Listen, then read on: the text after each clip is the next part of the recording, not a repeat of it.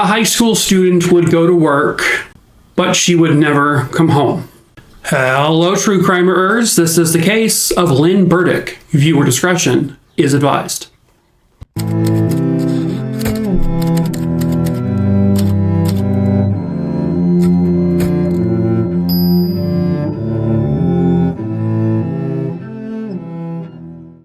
Quick before we get started, of course, hello, my name is Mike. If you are new to the channel, I tell 3 true crime stories every single week here on YouTube on Mondays, Wednesdays, and Fridays. So please feel free to subscribe if you're into that kind of thing. I also tell short form true crime stories over on TikTok, where I'm more known. I have a couple million followers over there. If you want to check that out, you can check the link in the link tree of the description of this video below, or the link to it will pop up here at the beginning and also at the end. I do have 2 TikTok accounts that I'm posting on right now because you never know when one account may go away forever. I also sell merch. We have like t-shirts and hoodies and stuff like that. We ship all over the world. If you want to check that out, that's also in the link tree in the description below. And then if there is a case you want me to cover, just send me a quick email with the name of the person, where it happened, when it happened. I'll add it to my list. My email, by the way, is listed below. I have over 5,800 names on that list. I pick my cases that I cover at random, so I can't promise you when I'll cover that one, but I will at some point. But let's get into today's case. Yes. 18-year-old Lynn Burdick grew up in Florida, Massachusetts. I had no idea that there was a Florida, Massachusetts, but there is. At the time of this case, at least, I'm not sure about it now, but it was a very small little town. It had like a population of like around 500 people. Lynn was a high school senior. She was the youngest of 4 total kids. She had a brother and then 2 sisters. The family lived in this little blue home, but it was on a large ranch property. They had a whole bunch of animals there, and they also grew a lot of produce. Essentially, they would grow their own food. They had cows, they had pigs, they had chickens, they had the whole lot. This was like this giant 25-acre plot that they lived on. All 4 kids in the family would help maintain the farm, and they would work on the farm outside of, school and their other jobs they may have had. Lynn loved to help out on the farm. It was a lot of fun for her.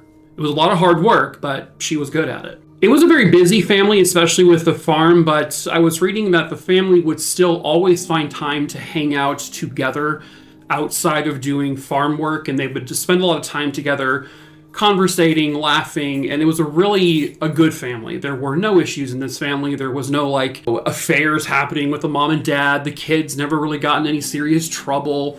They all got good grades. It was just a good, wholesome American family.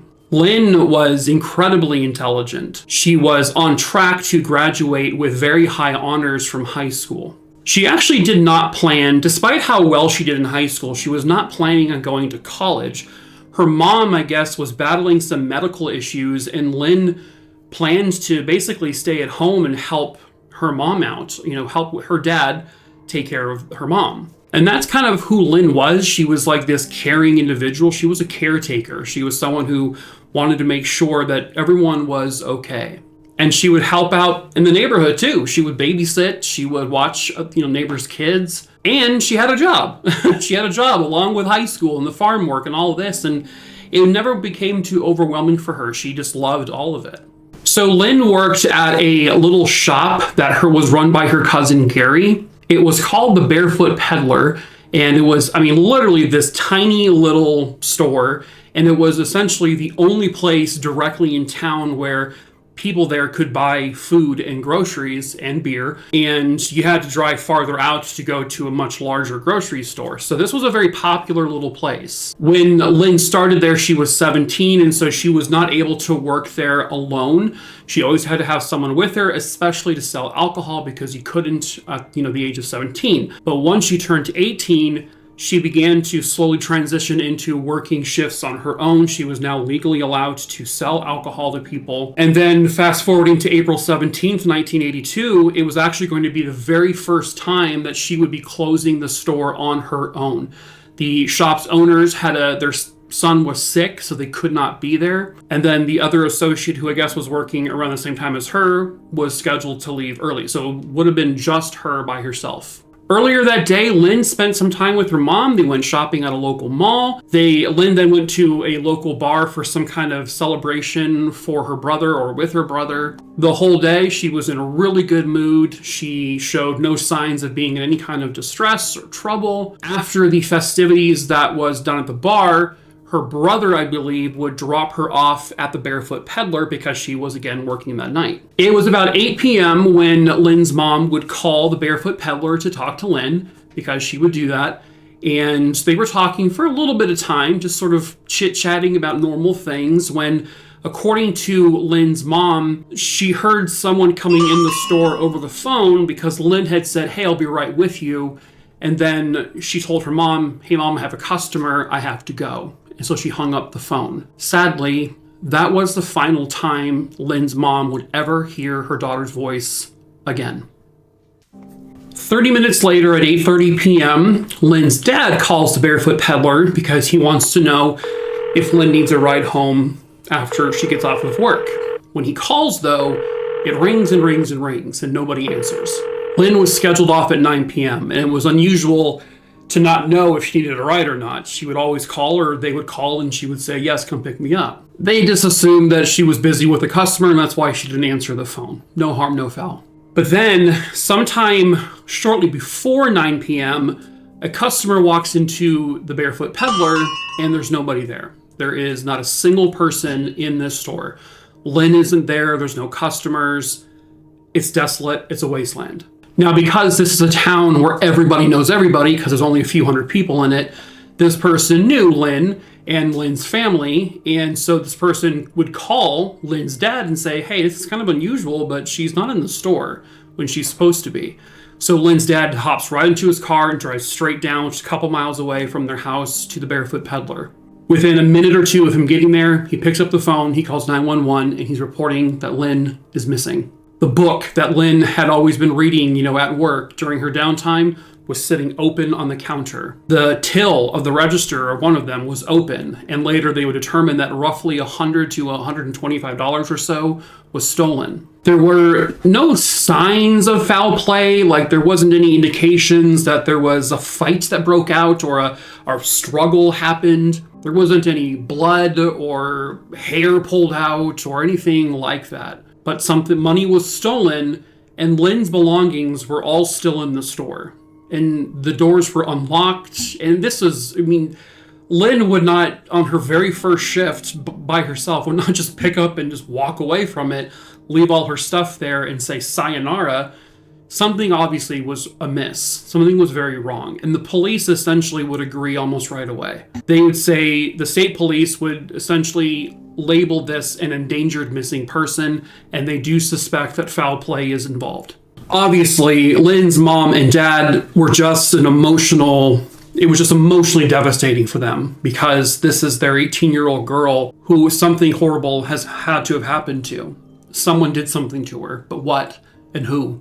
They immediately, create missing persons posters. They begin to distribute them all over town, outside of town, obviously. They have her face on the news, and they are out there searching everywhere they can search for Lynn. From the get-go, the community organized and put together like a $2,500 reward for information that would lead to bringing Lynn home. But no one bit at it. No one took the bait. For the next few weeks, the family is desperately searching, and the community is desperately searching. They're going door to door. They're looking under every rock, under every tree, in every bush. They are looking like crazy for Lynn, but they are just having absolutely no luck.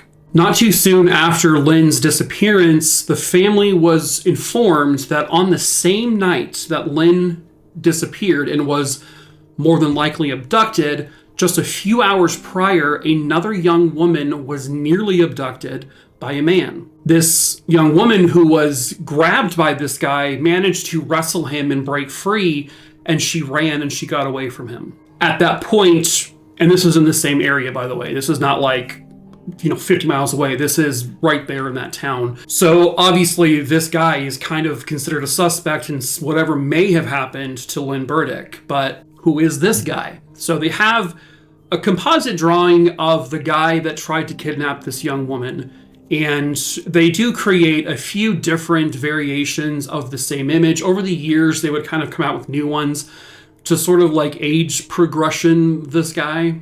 But they just didn't have any luck with that either. They struck out. This was just so strange because this is such a tight community where everybody knew everybody and nobody seemed to recognize this guy. So this had to have been an outsider, someone who was not living in that community, living in that area. It had to be someone from out of town, which isn't that surprising because it's a tiny little town. And this is Massachusetts, where there's a lot of people in the surrounding areas. As the years go by, Debbie's dad collects every single newspaper article about, his daughter. He puts together this big folder. He's putting things on the walls, like just to remember her and to hopefully someone will come forward with information. But sadly, by 2012, he passed away. But years before he passed away, in 1990, Lynn's mom, she unfortunately passed away as well. They never knew what happened to their daughter. They never found her. They never found her remains. They never found any evidence of her, any trace of her, clothing, nothing. Just nothing. And so unfortunately and sadly, they died never knowing what happened.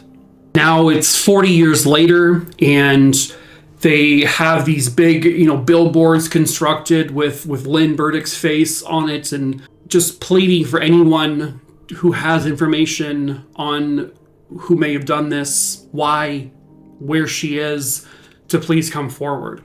They cannot say for certain that the same person who tried to abduct the other woman a few miles away earlier that night is the same person who abducted Lynn, but there's a pretty dang good chance it is.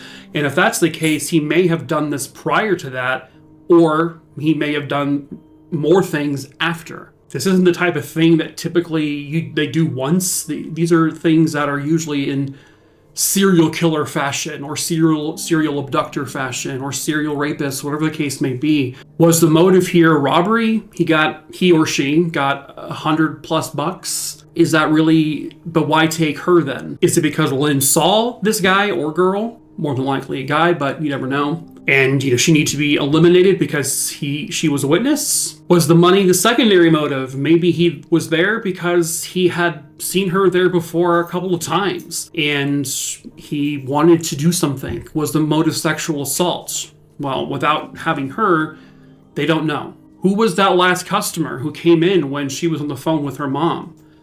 They put that information out there that she was on a phone call with her mom when she said a customer just walked in, and this is at 8 p.m. And then literally less than an hour later, she is missing. She's missing completely. Who was that last customer? That's a big, big question. This is in 1982. CCTV cameras weren't as prevalent as we have them, now. So I don't know if they have any actual footage. I'm guessing they don't, obviously, because it would be plastered everywhere, this person. But my gut instinct is telling me that that person who walked in there has to know something. If not, he may be the person who did this to Lynn. And people like this tend to talk. They tend to spill the beans to someone. Maybe when they were drunk one night, they said to someone, kidnapped this girl and I killed her or whatever. Somebody somewhere out there, as we always say, knows the truth. And perhaps that someone is you. Lynn, when she disappeared, was 5 feet 5 inches tall. She had straight, dark brown hair. She was wearing glasses. She was seen wearing a McCann High School jacket. It's the school she went to. She was wearing a class ring. She had a pair of blue jeans, and she was working at the Barefoot Peddlar. So, if you have information on the whereabouts of Lynn Burdick or what may have happened to her that night back in 1982, you need to please come forward and let police there know in Florida, Massachusetts. You don't have to say who you are. You can remain anonymous. You just have to say what you know. And there is a monetary reward for you if you need that motivation. If you are a good person, you wouldn't need that motivation, but some people do.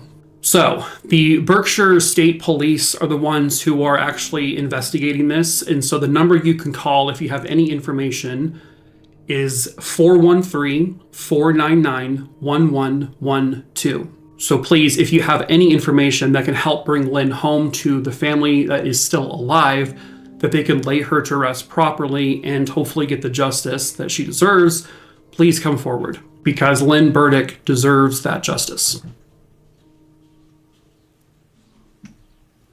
But that is it for this case. True crime, Rooney Doody Dingleberry Dongs. I know it's kind of a shorter one. It's the luck of the draw. Sometimes there's a boatload of information, sometimes there isn't. But please subscribe, give this video a like so more people can see it, because you never know, it might be that one person who sees this one video, or anyone's video in this case, that helps catch whoever did this.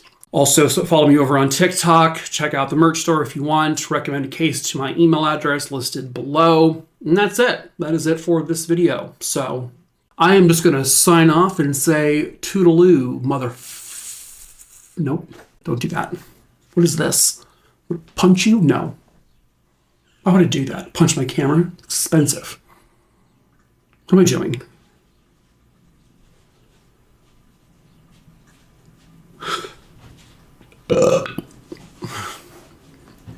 Yeah, okay.